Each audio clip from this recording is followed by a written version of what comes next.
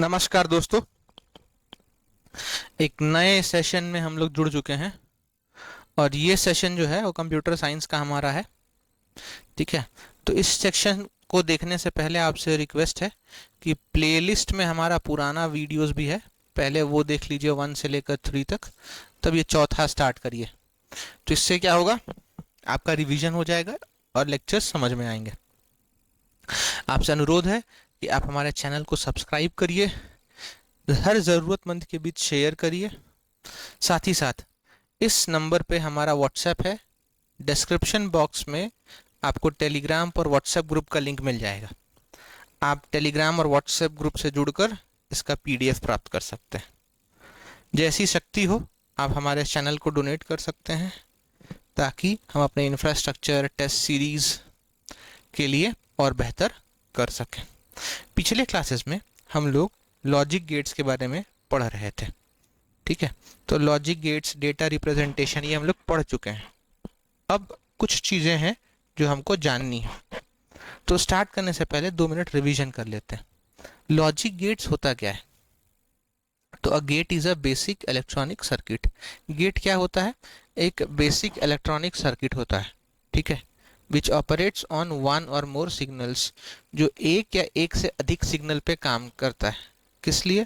To produce an output signal, ताकि वो एक आउटपुट सिग्नल दे सके। There are 3 fundamental gates. 3 gates हैं। कौन कौन से? पहला एंड गेट, दूसरा और गेट और तीसरा नॉट गेट। ठीक है, the other logic gates like, जो बाकी के गेट्स हैं वो कौन से हैं? नैंड, नॉर, जोर और एक्सनॉर आर डिराइव्ड गेट्स। ये डिराइव्ड गेट्स हैं। डिराइव्ड गेट्स मतलब है कि हम इनको बनाए हैं। किससे बनाया गया है? एंड गेट से, और गेट से और नॉट गेट से। ठीक है, तो which are derived from the fundamental gates. And, और या नॉट को हम लोग फंडामेंटल गेट्स के नाम से भी जानते हैं। एंड, और या नॉट को हम लोग फंडामेंटल गेट्स के नाम से भी जानते हैं। ठीक है, नेक्स्ट कहता है NAND and NOR gates are universal gates. तो 2 गेट्स हैं। कौन कौन से? नैंड गेट और नॉर गेट। हम इसको यूनिवर्सल गेट के नाम से भी जानते हैं। क्यों इनको यूनिवर्सल गेट के नाम से जानते हैं? ठीक है, because the fundamental logic gates can be realised through them.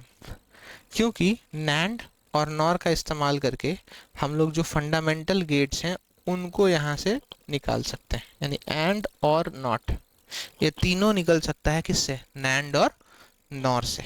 इसीलिए नैंड और नॉर को यूनिवर्सल गेट कहा जाता है। आगे चलते हैं, एंड गेट की बात करते हैं।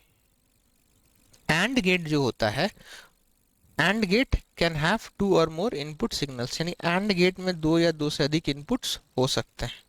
अब जब 2 और 2 से अधिक इनपुट देंगे तो ये आउटपुट हमेशा 1 देगा and produce an output signal. तो अब 2 और 2 से अधिक इनपुट दे सकते हैं, आउटपुट हमेशा 1 आएगा। इसको हम लोग रिप्रेजेंट कैसे करते हैं? अगर एल्जेब्रिक एक्सप्रेशन के फॉर्म में करना हो तो C is equal to A dot B। Dot जो होता है वो एंड को रिप्रेजेंट करता है। आप इसको बिना डॉट के भी, यानी C is equal to AB भी लिख सकते हैं। आप इसे C is equal to A and B भी लिख सकते हैं। अब इस चीज़ को हम लोग अगर ट्रुथ टेबल के फॉर्म में देखें तो मैंने बताया था कि एक फॉर्मूला है 2 टू द पावर n। ये आपको याद रखना है। n क्या होता है? Number of inputs. तो हम लोग कितना इनपुट दे रहे हैं?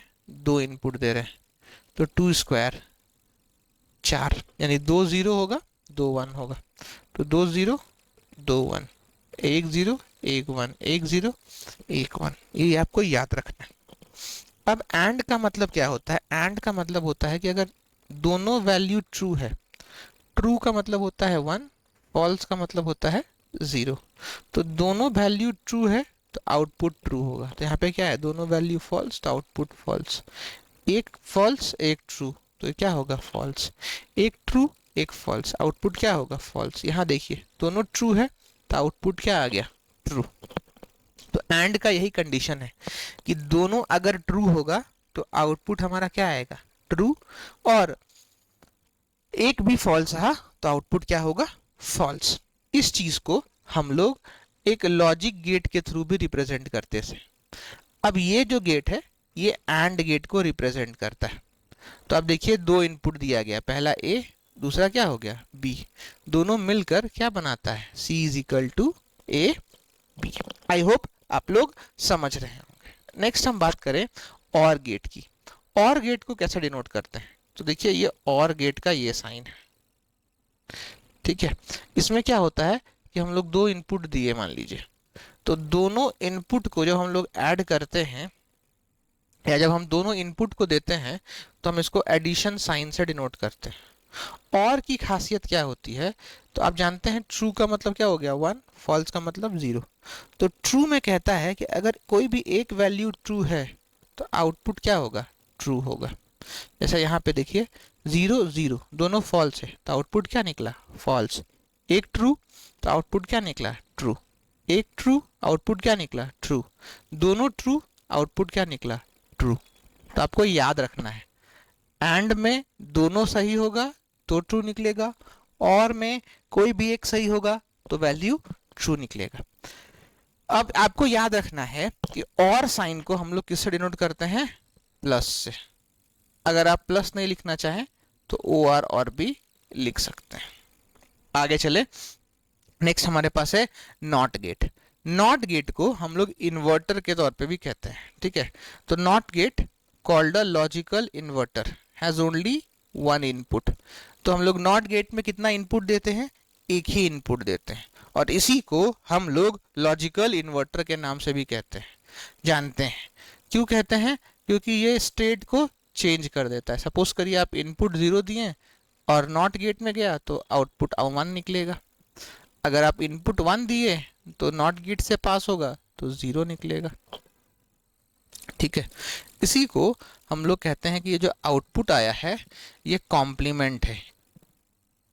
कॉम्प्लीमेंट है किसका, इनपुट का। तो नेक्स्ट लाइन यही कहता है, in other words the output is always the complement of the input. यानी आउटपुट जो होगा वो इनपुट का उल्टा होगा। कैसे डिनोट करते हैं, तो डिनोट करने के लिए हम लोग इसको लिख सकते हैं C is equal to not A, एक तरीका ये है।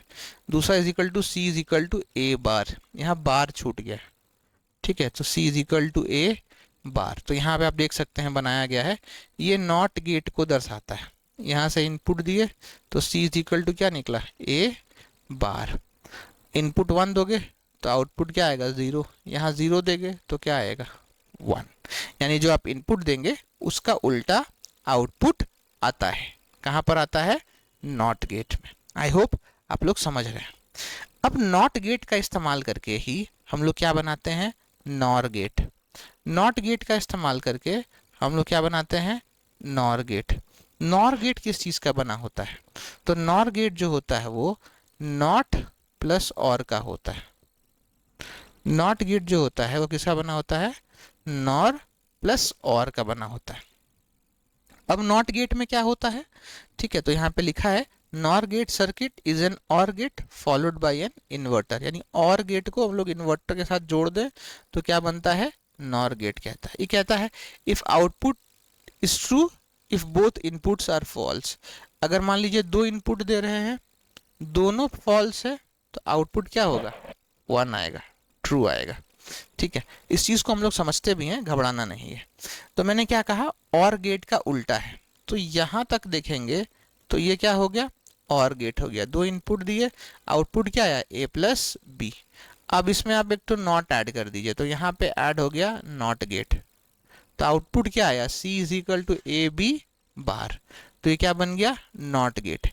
इसी चीज़ को आप छोटा करके भी दिखा सकते थे। तो छोटा करके ये नॉट को बबल के साइन में रिप्रेजेंट कर दिया गया। तो ये क्या हो गया ए, ये हो गया बी, ये क्या हो गया सी। तो ये बन गया ए बी सी। तो नॉर गेट क्या हो गया, C is equal to A plus B bar, ठीक है।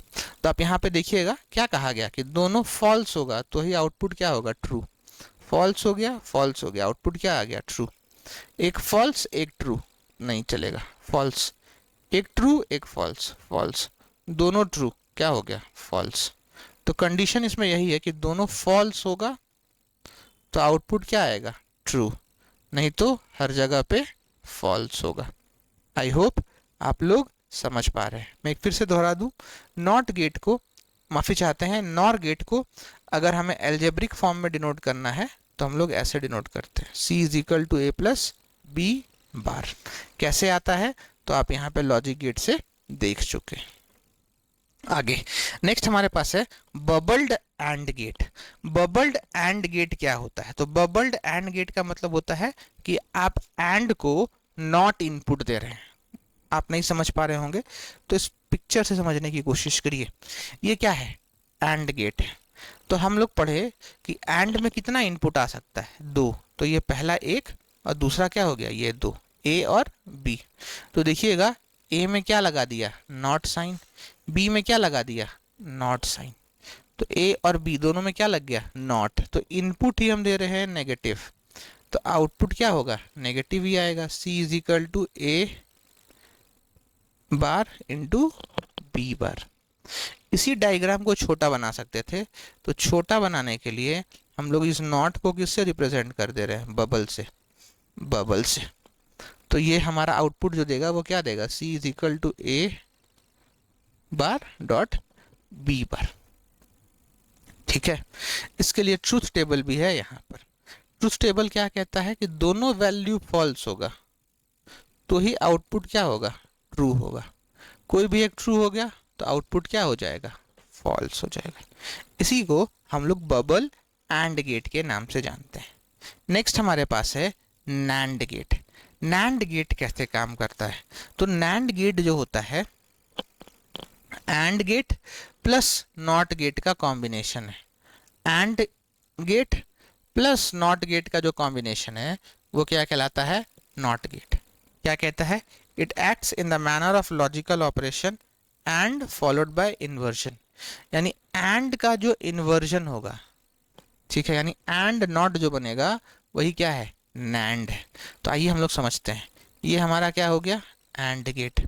2 इनपुट दे रहे हैं, ए और बी, तो क्या निकलेगा? A dot B. अब इसमें आप एक नॉट गेट लगा दीजिए तो क्या हो गया? C is equal to A dot B bar. C is equal to A dot B bar. इसी चीज को छोटा कर दिया गया। छोटा कैसे किया गया? तो छोटा कर दिए एंड गेट, नॉट को डिनोट कर दिए बबल से। तो आउटपुट क्या हो गया? C is equal to A dot B bar. अब इसका क्या कंडीशन है? इसका कंडीशन ये है, ये कहता है कि अगर दोनों इनपुट फॉल्स हैं तो आउटपुट ट्रू होगा। दोनों इनपुट फॉल्स हैं तो आउटपुट क्या होगा? ट्रू होगा। कोई भी एक फॉल्स है तो भी आउटपुट क्या होगा? ट्रू होगा। लेकिन अगर दोनों ट्रू है तो आउटपुट क्या हो जाएगा? फॉल्स हो जाएगा। तो यहाँ पर आप देख सकते हैं, कहता है ये भी फॉल्स, ये भी फॉल्स। जीरो किसको डिनोट करता है? फॉल्स को। ये जीरो किसको डिनोट किया? फॉल्स को। दोनों फॉल्स था तो आउटपुट क्या हो गया? 1 ट्रू। ये क्या है? ये भी फॉल्स है। ये क्या है? ये ट्रू है। तो एक फॉल्स एक ट्रू, तो क्या निकलेगा? ट्रू आ गया। अब यहाँ पे भी यही कंडीशन है, ये ट्रू ये फॉल्स, आउटपुट क्या हो गया? ट्रू। ये क्या है? दोनों ट्रू दोनों ट्रू, तो आउटपुट क्या हो जाएगा? फॉल्स। ये आपको याद रखना है। आप इसको दूसरे तरीके से भी याद रख सकते हैं कि एंड गेट का जो उल्टा बनता है वो क्या बनता है? नैंड गेट बनता है। तो ट्रूथ टेबल भी एंड गेट का ऑपोजिट होगा। ये एंड में क्या होता है कि दोनों ट्रू तो आउटपुट क्या आना चाहिए? ट्रू। बाकी क्या हो जाता है? फॉल्स। तो अब इसी का एंड का ये उल्टा हो गया। जीरो का क्या हो गया? 1। जीरो का क्या हो गया? 1। जीरो का क्या हो गया? 1। 1 का क्या हो गया? 0। तो आप देख रहे होंगे कि एंड का उल्टा बन गया। कहाँ पर? नैंड में। आई होप आप लोगों को मेरा कॉन्सेप्ट समझ में आ रहा होगा।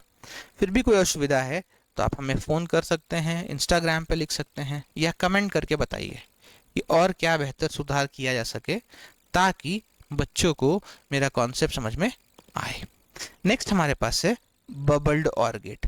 बबल्ड और गेट क्या होता है? तो जैसे हम लोग बबल्ड एंड गेट पढ़े वैसे ही होता है बबल्ड और गेट।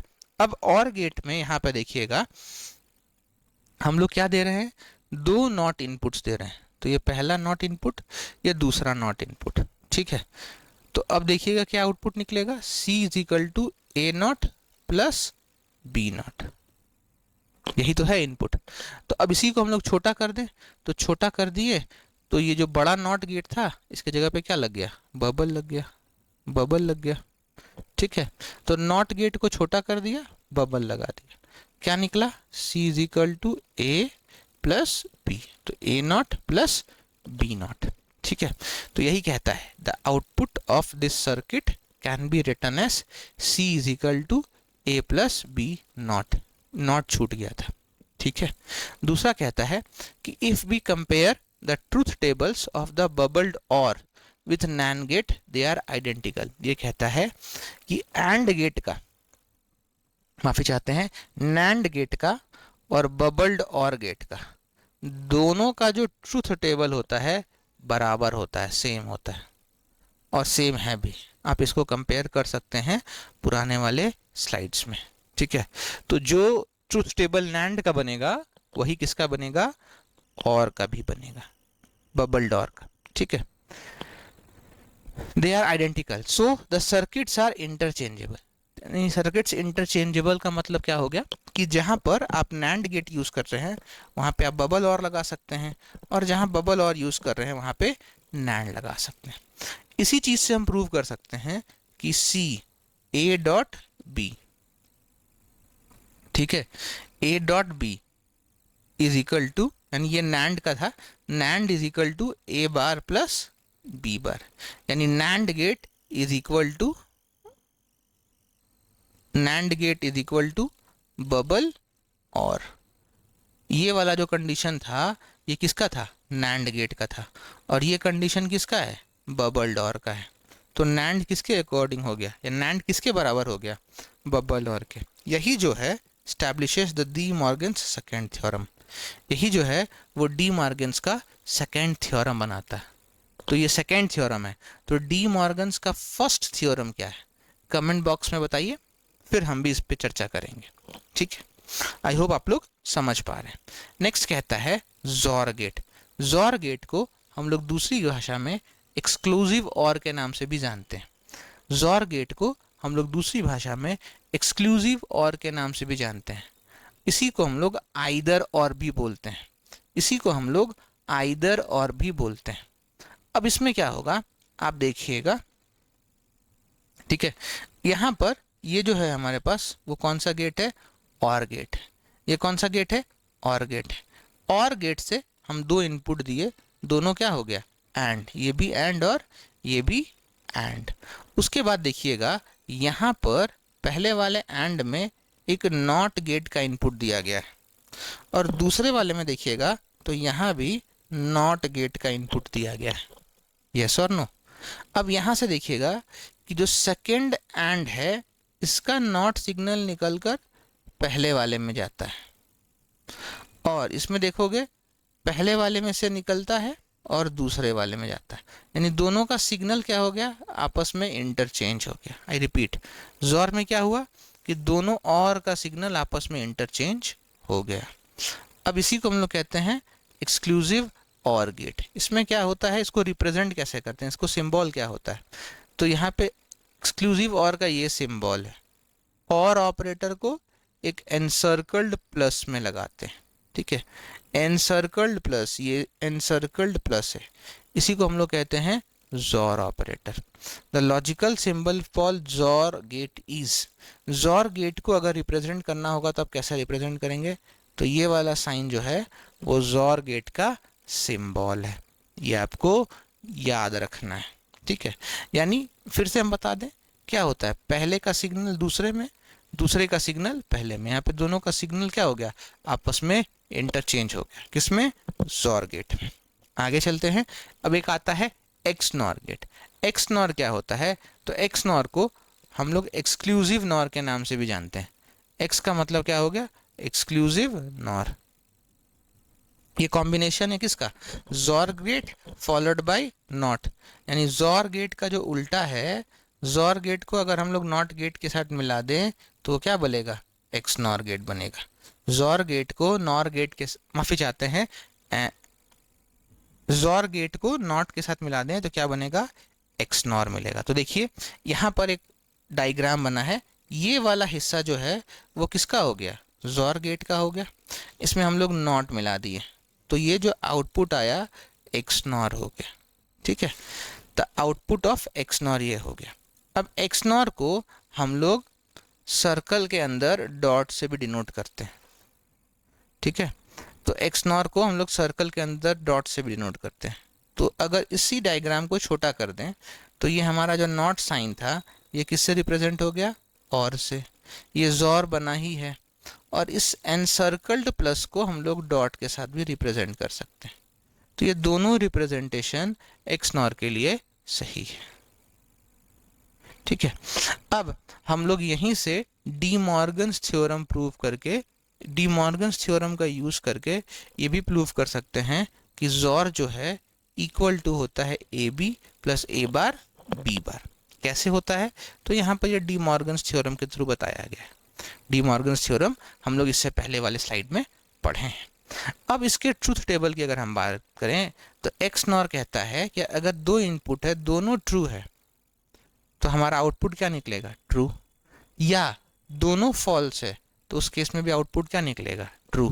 तो आप जानते हैं फॉल्स को हम लोग डिनोट करते हैं 0 से, ट्रू को डिनोट करते हैं 1 से। तो देखो ये भी 0 ये भी 0, दोनों फॉल्स, तो आउटपुट क्या हो गया, ट्रू। एक फॉल्स एक ट्रू, तो आउटपुट क्या हो गया, 0। एक ट्रू एक फॉल्स, आउटपुट क्या हो गया, 0। दोनों ट्रू तो आउटपुट क्या हो गया, ट्रू। तो आपको याद रखना है कि अगर दोनों वैल्यू ट्रू है तो आउटपुट क्या आएगा, ट्रू। दोनों वैल्यू फॉल्स है तो आउटपुट क्या आएगा, ट्रू। यहाँ से हम लोग कुछ चीज़ों को याद रख सकते हैं। क्या कहता है पहला, using combination of logic gets complex operations can be performed. यानी इसका मतलब है कि लॉजिक गेट्स का इस्तेमाल करके टफ से टफ कॉम्बिनेशंस को भी सॉल्व किया जा सकता है। दूसरा, in theory there is no limit to the number of gates that can be arranged together in a single device. अब बात आती है गेट्स की, तो हम लोग अनगिनत गेट्स को आपस में जोड़ सकते हैं और ऐड कर सकते हैं। नेक्स्ट कहता है, but in practice there is a limit to the number of gates. लेकिन सही मायने में अगर हम प्रैक्टिकल की बात करें तो गेट्स लिमिटेड होते हैं। ठीक है, इसीलिए एक लिमिटेड स्पेस में एक लिमिटेड गेट्स को ही लगाया जा सकता है। नेक्स्ट कहता है, array of logic gates are found in digital integrated circuits. हमारे कंप्यूटर में आप जानते हैं कि इस जनरेशन में आईसी का यूज़ होता है, इंटीग्रेटेड सर्किट्स का। तो इंटीग्रेटेड सर्किट्स में इन लॉजिक गेट्स का यूज़ होता है। इंटीग्रेटेड सर्किट्स में इन लॉजिक गेट्स का यूज़ होता है। अब देखा जाए तो इन्हीं से हम लोग कुछ बुलियन अलजेब्रा निकाल सकते हैं। ठीक है, कौन कौन सा, तो ये कहता है पहला जो अब थ्योरम है वो कहता है आइडेंटिटी थ्योरम।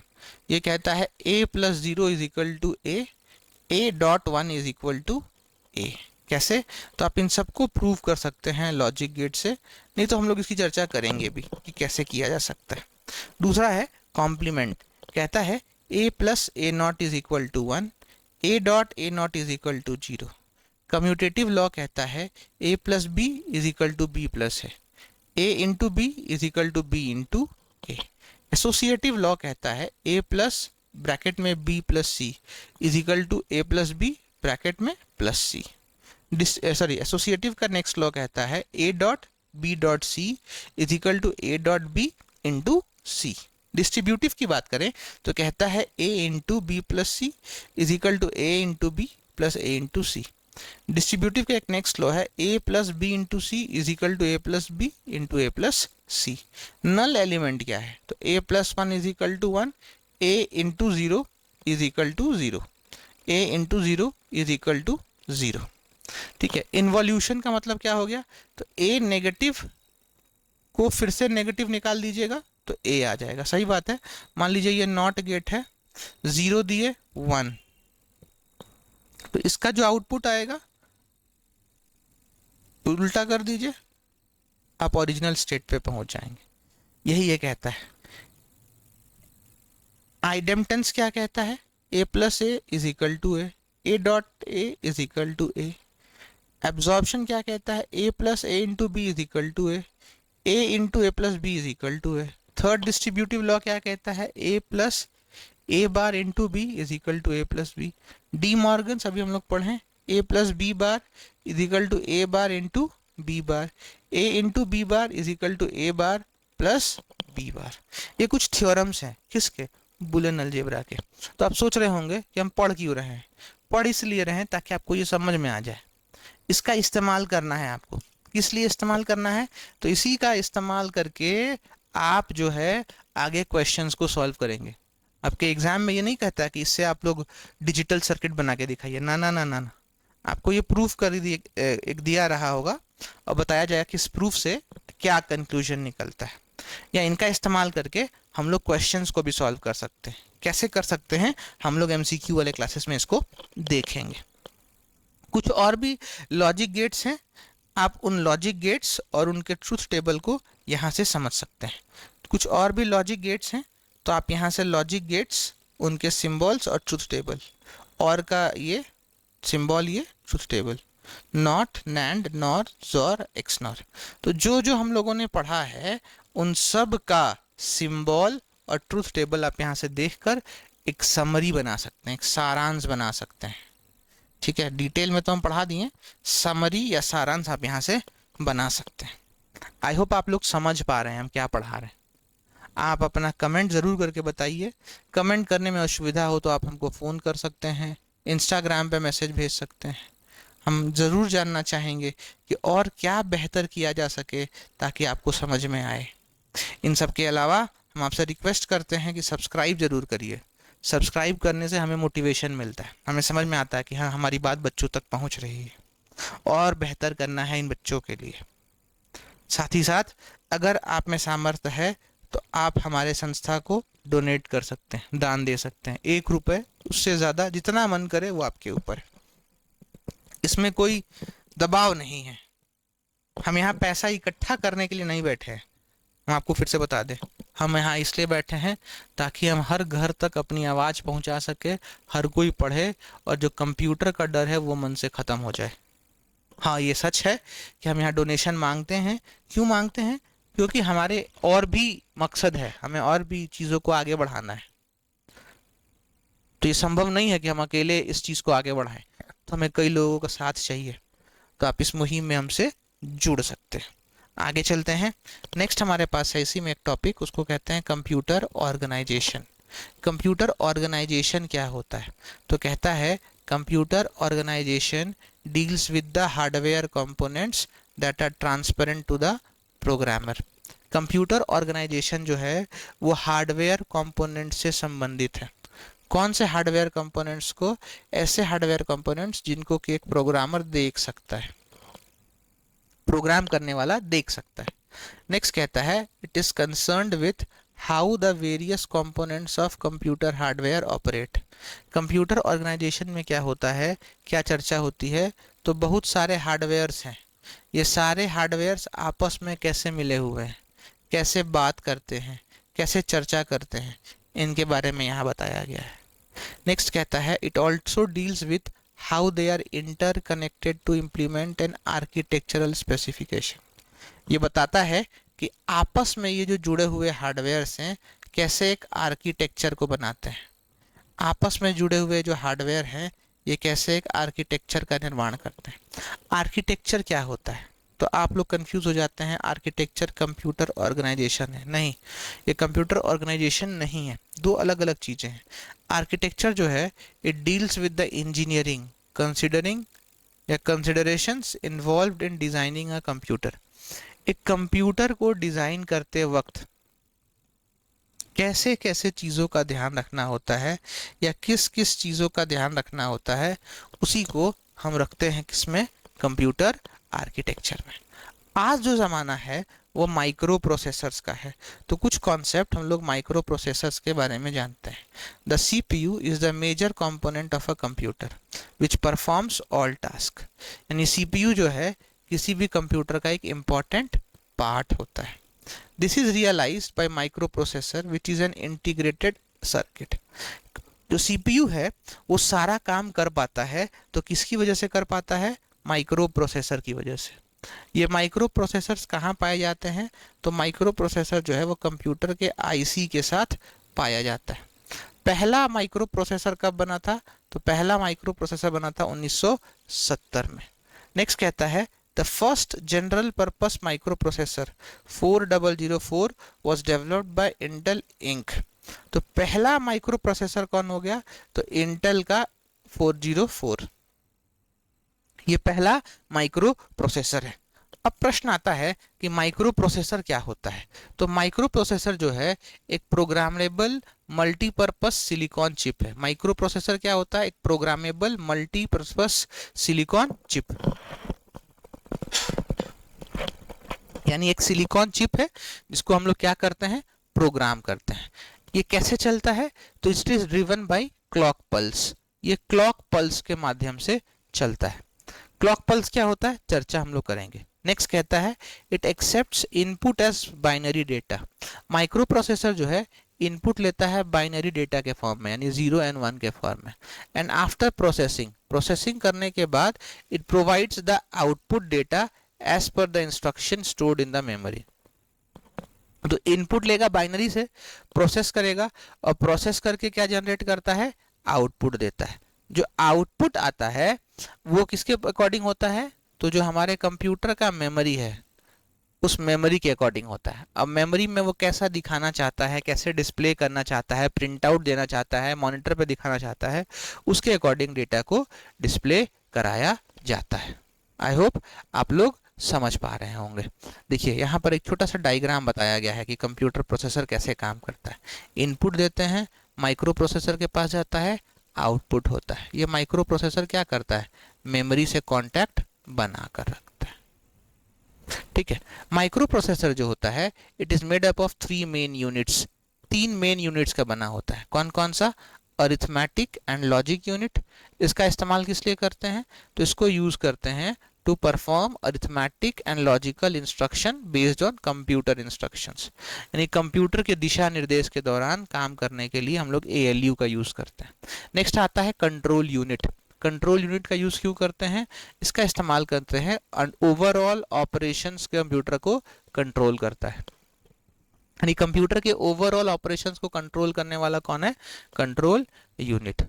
नेक्स्ट हमारे पास क्या है? रजिस्टर्स। इनको हम लोग इंटरनल मेमोरी के नाम से भी जानते हैं। ये क्या करते हैं? तो they are used to hold the instruction and data for the execution of the processor.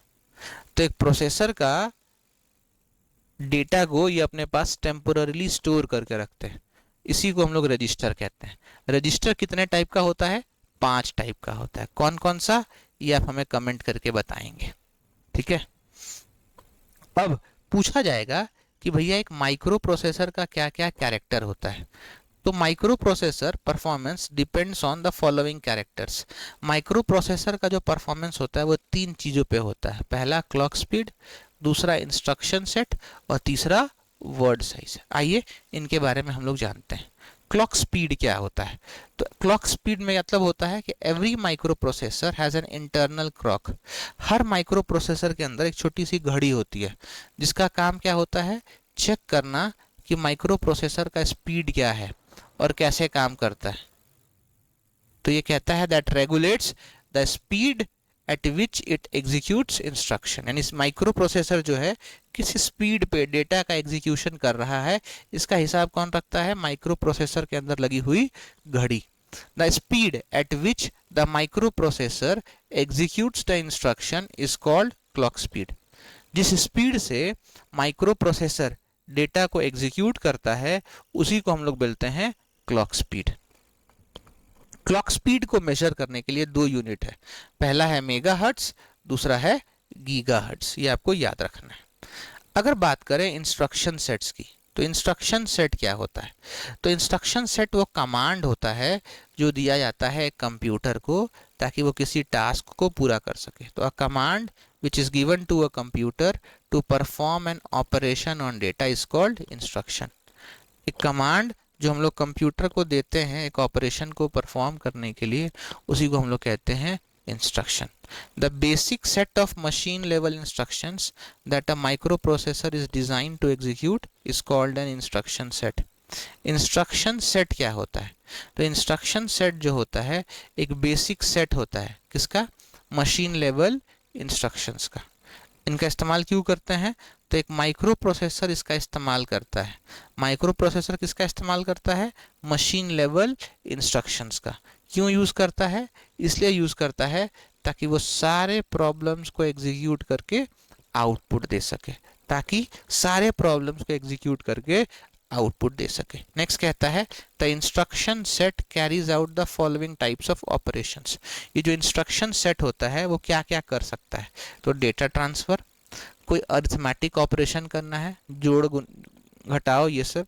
कोई लॉजिकल ऑपरेशन, बड़ा छोटा इक्वल टू निकालने वाला। कंट्रोल फ्लो यानी कौन सा डेटा कहाँ जाएगा इसका हिसाब रखने के लिए। इनपुट आउटपुट यानी क्या कंप्यूटर को चाहिए, क्या डिस्प्ले कराना है, क्या बाहर की तरफ भेजना है। ये जो है कुछ जानकारी है हर्ट्ज के बारे में। Hertz abbreviated as Hz is the standard unit of measurement used for measuring frequency। इसका इस्तेमाल हम लोग किस लिए करते हैं? फ्रीक्वेंसी को मेजर करने के लिए। Since frequency is measured in cycle per seconds, 1 hertz equals 1 cycle per second। ठीक है, एक हर्ट्ज जो होता है वो एक साइकिल पर सेकेंड के बराबर होता है, एक साइकिल पर सेकेंड के बराबर होता है। कहता है hertz is commonly used to measure wave frequencies. Hertz का इस्तेमाल किस लिए करते हैं? वेव फ्रीक्वेंसीज को मेजर करने के लिए। कौन कौन सा वेव फ्रीक्वेंसीज है? Sound wave, light wave, radio waves. ठीक है, एग्जाम्पल बताया गया है the average human ear can detect sound waves between 20 and 20,000 megahertz. यानी इंसानों का जो कान है वो 20 मेगाहर्ट्ज से 20,000 मेगाहर्ट्ज तक सुन सकता है। Sound waves close to 20 megahertz have a low pitch. जो 20 मेगाहर्ट्ज के पास होता है उनका पिच क्या होता है? लो होता है, और उसी को हम लोग कहते हैं bass frequencies. Sounds above 5000 megahertz have a high frequency and are called treble frequency.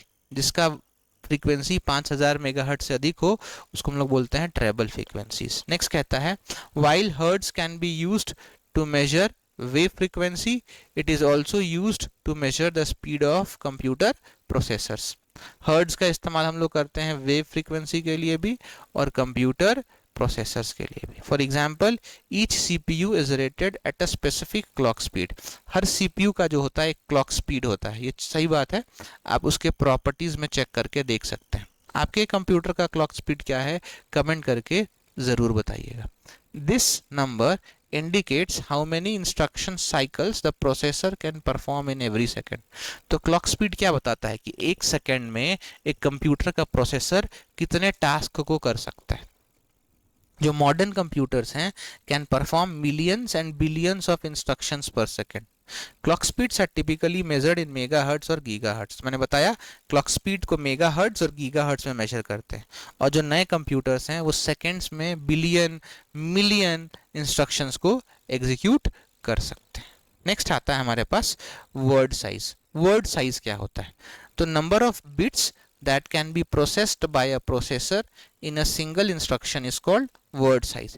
यानी एक इंस्ट्रक्शन में एक प्रोसेसर कितना इंफॉर्मेशन को प्रोसेस कर सकता है उसी को हम लोग कहते हैं वर्ड साइज। जो वर्ड साइज जो होता है determines the amount of RAM that can be accessed by a micro processor. Word size जो है बताता है कि कितना रैम का इस्तेमाल एक प्रोसेसर कर सकता है, माइक्रो प्रोसेसर कर सकता है एक बार में। जैसे हम लोग समझेंगे अगली क्लास में। जैसे आप लोग सुने होंगे ना 1 बाइट, 2 बाइट, 32 बाइट, 64 बाइट, तो यही कॉन्सेप्ट है जो हम लोग को अगली क्लास में जानना है। आई होप आप लोग मेरे लेक्चर को समझ पाए होंगे। हम लोग फिर मिलेंगे इसी प्लेटफॉर्म पे इसी टाइम में। तब तक अपना ध्यान रखिए, सब्सक्राइब करिए, इंस्टा, व्हाट्सएप, टेलीग्राम पे हमें फॉलो करिए, इनके नोट्स प्राप्त करिए और जम कर पढ़िए। शिकायत हो, कोई भी सुझाव हो तो ज़रूर बताइए।